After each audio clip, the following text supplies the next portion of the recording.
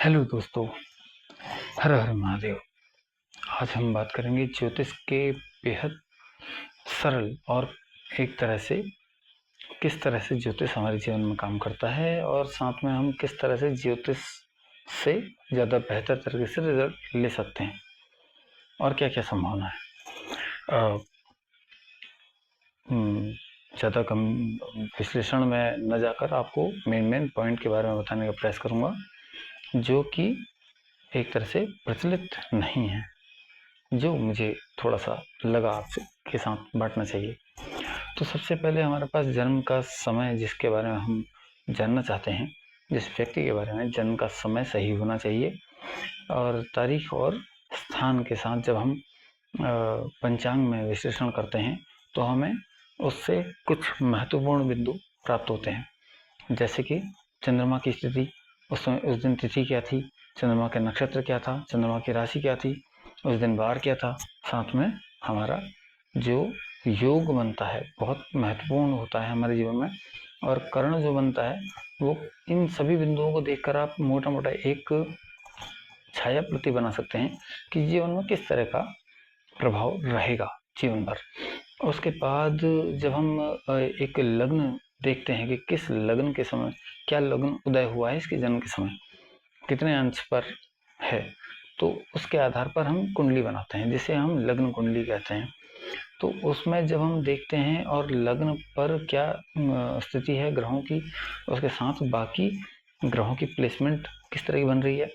तो उससे हम उसे ज़्यादा बेहतर तरीके से समझ पाते हैं कि किस तरह से जीवन में इसका फल आएगा, किस तरह से किन बिंदुओं पर किस तरह का प्रभाव आएगा। तो हम सबसे पहले इसमें ये समझने का प्रयास करते हैं कि ग्रह किस स्थिति में है, और ग्रहों का के बारे में कुछ कहने से मैं आपको एक चीज़ मुख्य तौर पर बताना चाहूँगा। ग्रह डायरेक्ट लाखों किलोमीटर दूर होकर के कुछ तो हमारे ऊपर डायरेक्ट प्रभाव डालते हैं,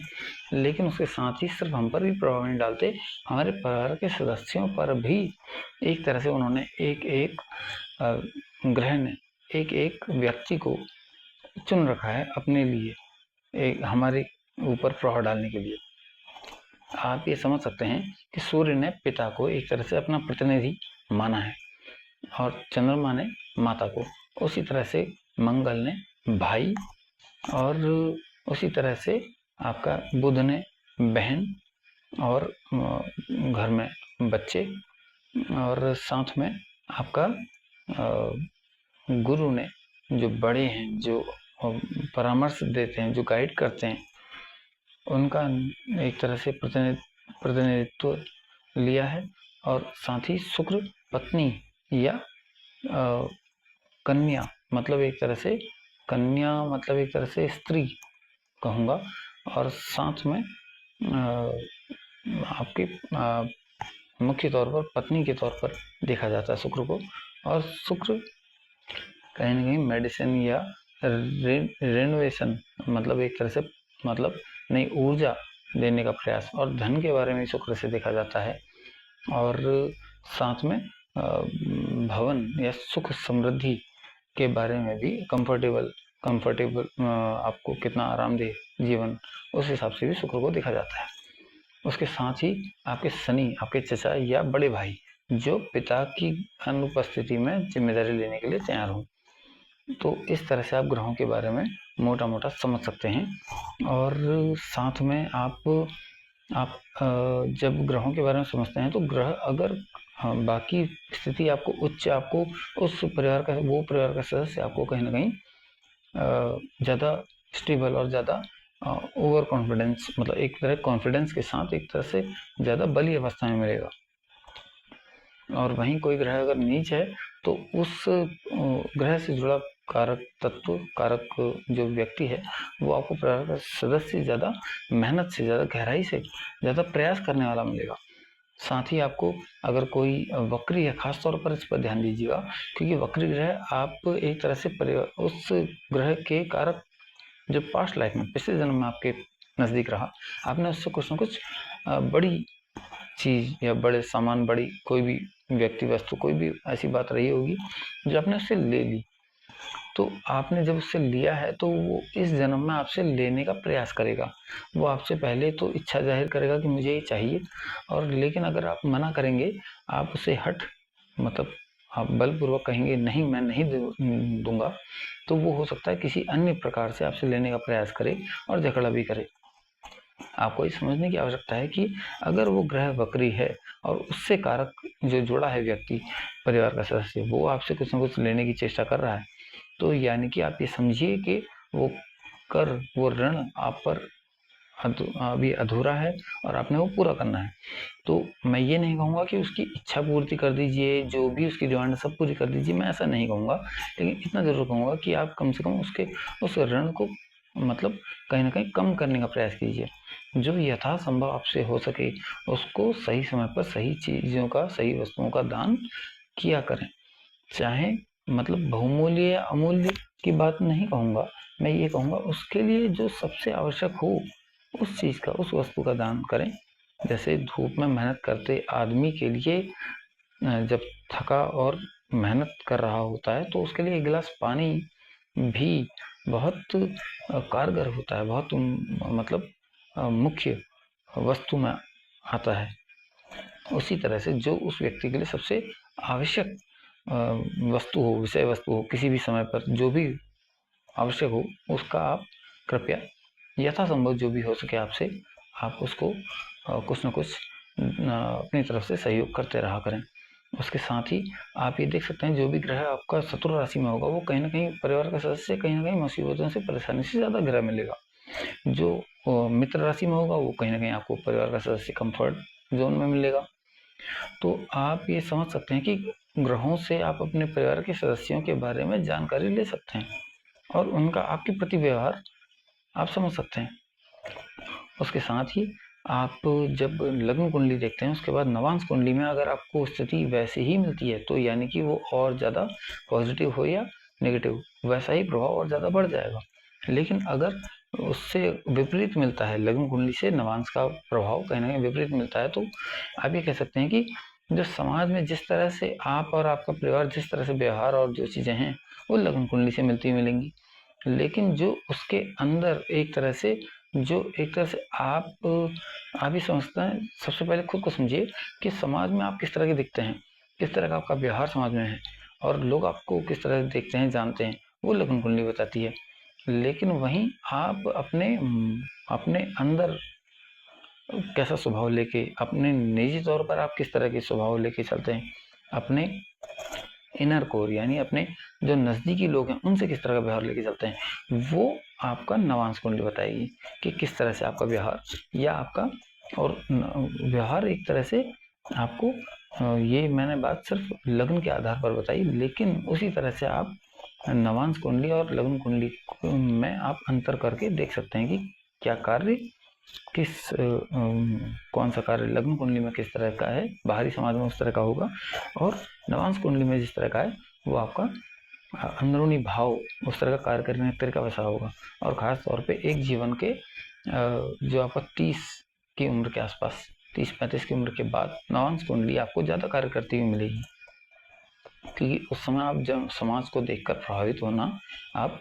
बंद कर देते हैं और कहीं न कहीं अपने जैसा आपको लगता है अपने तरीके से जीवन जीना शुरू कर देते हैं, प्रारंभ कर देते हैं। और उसके बाद हम जब हम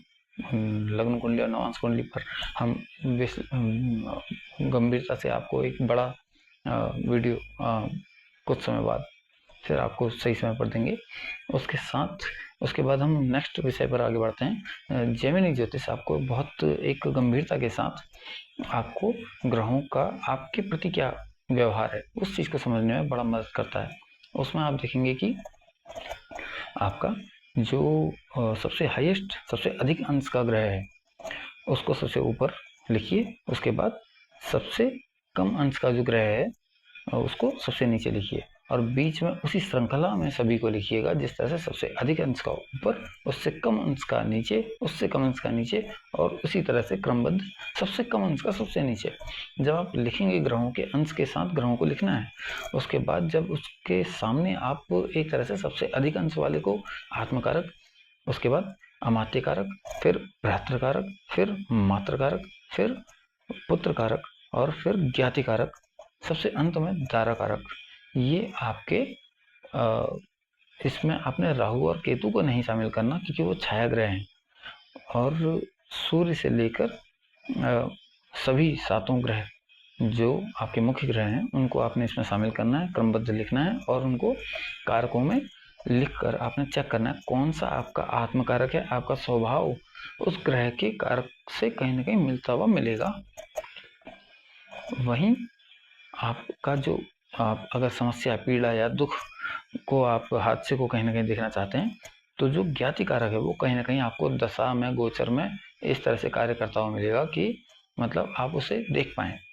और वैसे ही साथ में जिस तरह से आपको मैंने अलग अलग कारक बताए, तो आत्म कारक आपके अपने स्वभाव के बारे में, आपके व्यवहार के बारे में बताएगा। अमात्य कारक आजीविका के बारे में, भ्रातृ कारक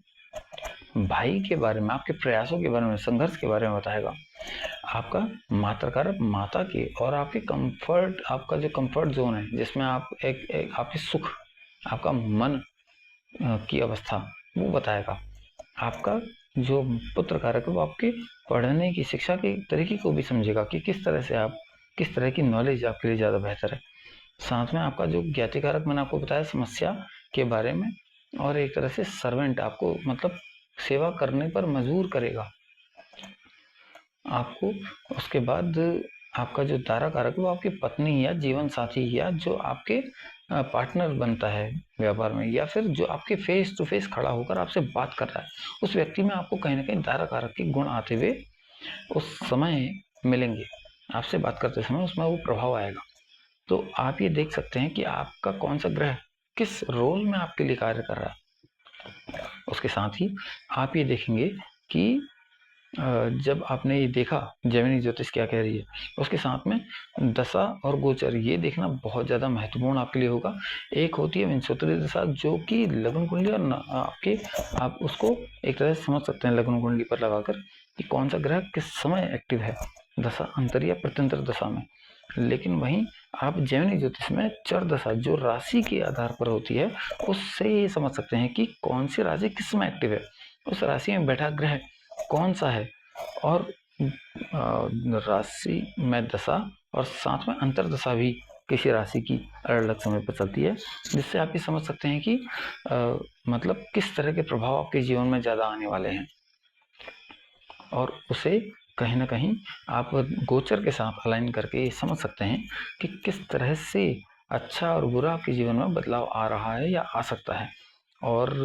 उसके बाद साथ में हम इस चीज़ को भी समझेंगे कि अष्टक वर्ग आपके कुंडली में, लग्न कुंडली में, क्योंकि अष्टक वर्ग में ग्रह अलग अलग राशियों को अलग अलग नंबर देते हैं, अलग अलग संख्या देते हैं, तो उन संख्याओं का योग आपको अष्टक वर्ग में मिलेगा, जिससे आप ये देखेंगे कि किसी राशि में बहुत कम अंक होंगे जो कि 28 से कम आपको, और उससे जितने ज़्यादा कम मिलेंगे वो राशि जिस भाव में बैठी है वो भाव उतना ज़्यादा कमज़ोर पड़ चुका है, उतना ज़्यादा आपको रिजल्ट देने के लिए उतना वीक है। लेकिन वहीं आप किसी राशि में देखेंगे अधिकतम अंक होंगे। वैसे 28 से ऊपर आपके औसतन होते हैं, लेकिन अधिकतम अंक जिस राशि में है वो राशि जिस भाव में है वो भाव आपको अधिकतम फल देने के लिए ऊर्जावान है। उसमें जितने भी ग्रह गोचर करेंगे सभी उसको कहीं ना कहीं बल देते रहेंगे। तो आप ये समझ सकते हैं कि उससे जुड़ा हुआ, अधिकतम अंक से जुड़ा हुआ भाव अगर आप उसके कार्य करते हैं तो आपको आसानी रहेगी, कम संघर्ष होगा और आप उसका कार्य बार बार कर पाएंगे। लेकिन वहीं अगर आपने ऐसा कोई कार्य या ऐसा कोई विषय वस्तु चुन ली जो कि मिनिमम अंक वाले भाव की है, तो आपको कहीं ना कहीं उसमें संघर्ष और परेशानियाँ ज़्यादा आएंगी। तो आप ये समझ सकते हैं कि आपके जीवन को किस तरह से संघर्ष कम करते हुए आप अपने लिए आसानी या सुगमता चुन सकते हैं। उसके बाद आप ये कहीं ना कहीं समझ सकते हैं कि एक और सबसे मुझे लगा नोटिस करने लायक विषय कि हम जब भी ग्रहों में कहीं ना कहीं पाप प्रभाव देखते हैं, और एक चीज़ और मैं थोड़ा सा इसमें मिस कर रहा हूँ कि जो हम डायरेक्ट उसमें अगर उपाय देखते हैं तो हम डायरेक्ट पहुंच जाते हैं रत्नों पर, या फिर हम कहीं ना कहीं जो हमारे एक तरह से मतलब एक पूजन विधान है वो भी एक तरह से जो प्रचलित हुआ है ज़्यादा, जिसमें आपका क्या कहते हैं जो हमारे भगवान हैं उनके पूजन विधान है, तो उसका ज़्यादा विवेचना, ज़्यादा व्यवहार मिलता है। मैं इसमें थोड़ा सा आपको एक बात और दोहराना, एक बात पर प्रकाश और डालना चाहूँगा। जैसे हमारे परिवार का हर सदस्य हमारे लिए बहुमूल्य है, उसी तरह से हमारे अगर नवम भाव में हमको पाप प्रभाव या पाप ग्रह का की दृष्टि मिलती है, तो वो पाप प्रभाव या पाप ग्रह की दृष्टि हमको कहीं ना कहीं ये मतलब हमारे पितृ जो हैं वो नवे भाव से संबंधित होते हैं, संबंध रखते हैं, तो वो हमसे कहीं ना कहीं ऊर्जा के साथ, उतनी एनर्जी के साथ हमसे डिमांड कर रहे हैं कि हम उनके लिए कोई प्रयास करें, उनके उनकी आपूर्ति के लिए, उनकी इच्छा के लिए कहीं ना कहीं हम कुछ प्रयास करें। उस पर भी अगर हमको रात 12 बजे से 3 बजे के बीच अगर आँख खुल रही है, हमारी नींद खुलती है और हमें भूख या प्यास लगती है, तो ये ज़्यादा प्रबल संकेत है कि उनकी इच्छा वो हम पर, वो हमसे जाहिर करना चाहते हैं। कुछ लोगों को सपने में भी वो उनके दर्शन होते हैं और वो सपने में कुछ इच्छा भी रखते हैं। तो अगर ऐसा है तो आप ज़रूर प्रयास करें कि उनकी इच्छा पूर्ति के लिए आप कोशिश कर पाएँ। और अगर वो मतलब सपने में नहीं आ पाए, लेकिन अगर आपकी उस समय नींद खुलती है, तो आप ज़रूर उनके लिए प्रयास करें। और अगर वैसा भी आपको नहीं महसूस हो रहा है, तो आपकी कुंडली में अगर उस तरह का नवे भाव, लग्न कुंडली या नवांश कुंडली दोनों में देखिएगा, अगर ऐसा कुछ है तो आप अपनी तरफ से अपने घर का पहला अन्न या पहली रोटी अब गाय को गौग्रास जरूर दें। अगर गाय आपके आसपास उपलब्ध नहीं है तो बैल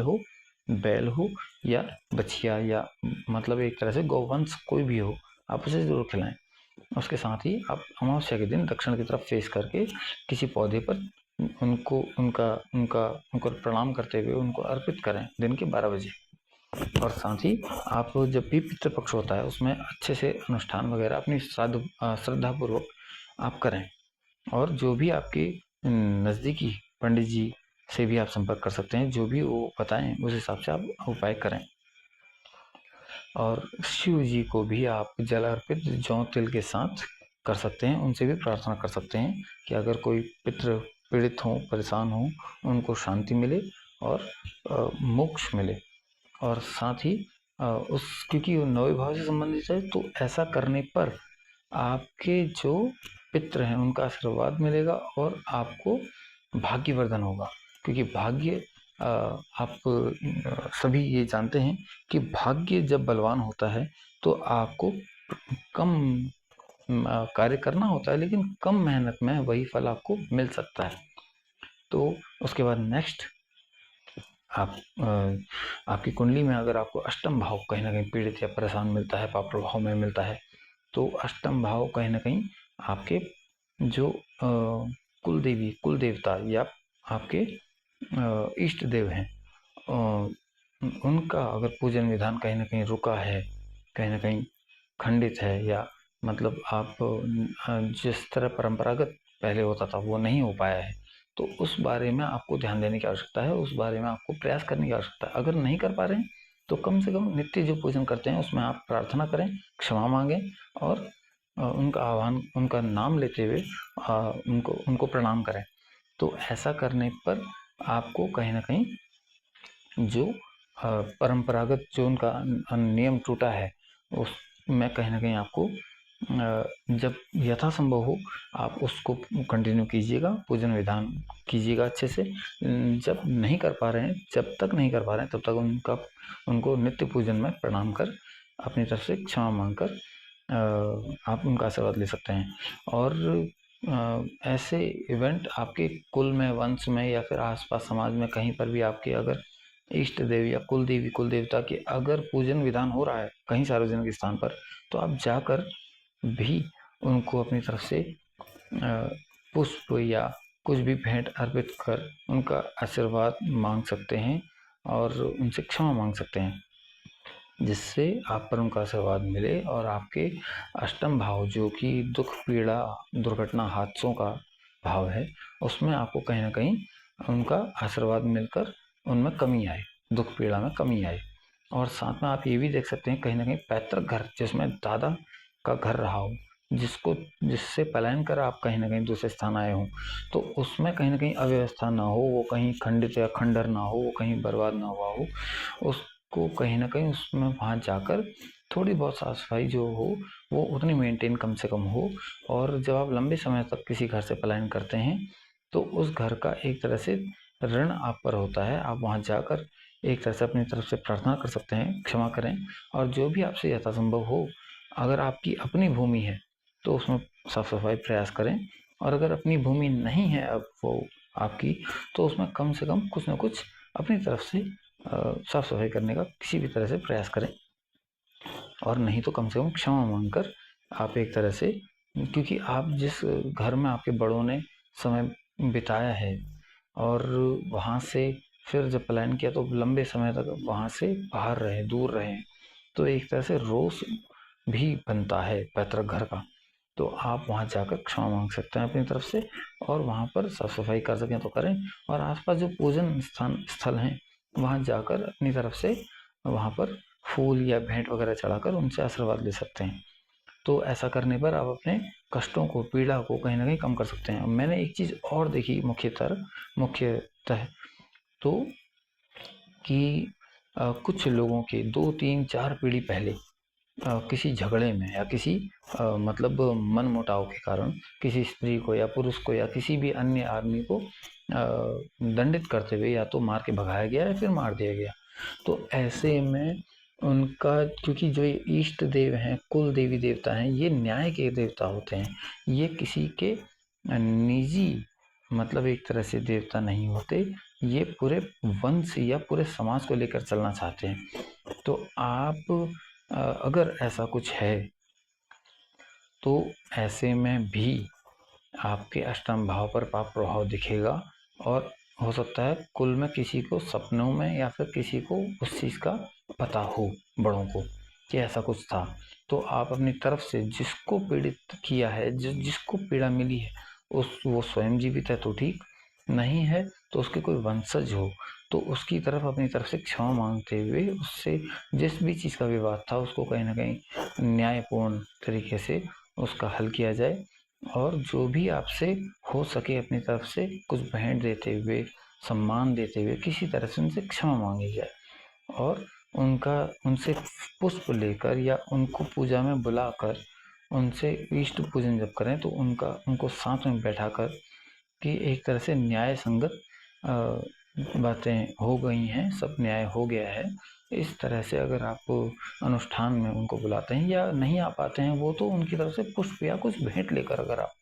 पूजन में चढ़ाते हैं और अपने इष्ट से कहीं ना कहीं क्षमा मांगते हुए अपने जो भी रहा पुराना गलत कार्य उसकी क्षमा मांगते हुए उनका आशीर्वाद लेते हैं, तो आपको कहीं ना कहीं अपने जीवन में या अपने वंश में, अपने कुल में समस्याओं का दौर कहीं ना कहीं आपको कम होता हुआ या बेहतर ठीक होता हुआ दिखेगा। तो ये कुछ मुख्य बिंदु जो मुझे लगा आपके साथ बांटने चाहिए, मैं आपको आपके साथ बांटे। आप हमसे भी जुड़ सकते हैं, और आपको क्या कहते हैं, जो भी समय है, तारीख है, स्थान है, वो सही होना चाहिए, और जो आपका प्रश्न हो वो अच्छे से आप मुझे लिख के भेज सकते हैं और कमेंट में भेजिएगा, और साथ में नाम और मोबाइल नंबर भी भेजिएगा, क्योंकि देखिए कुंडली बनी आपके जन्म के आधार पर, जन्म के समय के आधार पर, लेकिन उसके बाद आपके कार्य कैसे रहे उस आधार पर ही आपको फल मिलेगा। अब आप जो प्रश्न कर रहे हैं उससे संबंधित आपके कार्य कैसे रहे हैं, कितने पॉजिटिव या नेगेटिव कर रहे हैं, आपका खान पान कैसा रहा, आपके व्यवहार, आपकी क्या कहते हैं कार्य में प्रयास कैसे रहे, उसके आधार पर कुंडली ये तो बता सकती है कि सही समय कब आएगा उस कार्य के होने का, लेकिन उस कार्य के लिए आपके प्रयास कैसे हैं वो आप कहीं ना कहीं खुद ही बता पाएंगे, और उस आधार पर ही हम कहीं ना कहीं निष्कर्ष में पहुंच पाएंगे कि आपको उसका फल कितना मिल पाएगा। तो आप हमसे जुड़ सकते हैं, और हम सिर्फ आपको सही समय बता पाएंगे, सही अवसर बता पाएंगे, प्रयास आपके अपने होंगे, उसी हिसाब से आप उसका फल ले पाएंगे। और हमसे जुड़ सकते हैं, आपकी पीड़ा और समस्या के आधार पर शुल्क अनिवार्य नहीं है। क्योंकि ये ज्योतिष है, ज्योति और ईश्वर की ज्योति, ठीक है। तो हम इसको कहीं ना कहीं मतलब किसी भय के या फिर अधिक शुल्क के दीवार बनाकर इसको अंधेरे में नहीं रखना चाहते, इसको जितना हो सके फैलाना चाहते हैं। लेकिन उद्देश्य यही है कि आपकी पीड़ा का समाधान हो और आप अपने शुल्क से ज़्यादा ज़रूरी है कि आप अपने कार्य में अपने अपने बेहतरी के लिए जो आपको बताए जाएं प्रयास, उन प्रयासों को बेहतर तरीके से आप कर पाएँ, वो ज़्यादा ज़रूरी है, ठीक है। और आप हमसे जुड़ सकते हैं। आप हमको कोई भी इच्छा है, कोई भी समस्या है, कुछ भी आप हम हमारे साथ कमेंट में शेयर कर सकते हैं। और यथासंभव जो भी वीडियो बनाकर या आपसे बात कर किसी भी तरीके से हम आपको प्रयास करेंगे सही समय आने पर आपसे बात की जाए। और आगे कोई और अन्य मुख्य विषय पर आपसे बात की जाएगी। आज के लिए इतना ही। हर हर महादेव। शिव।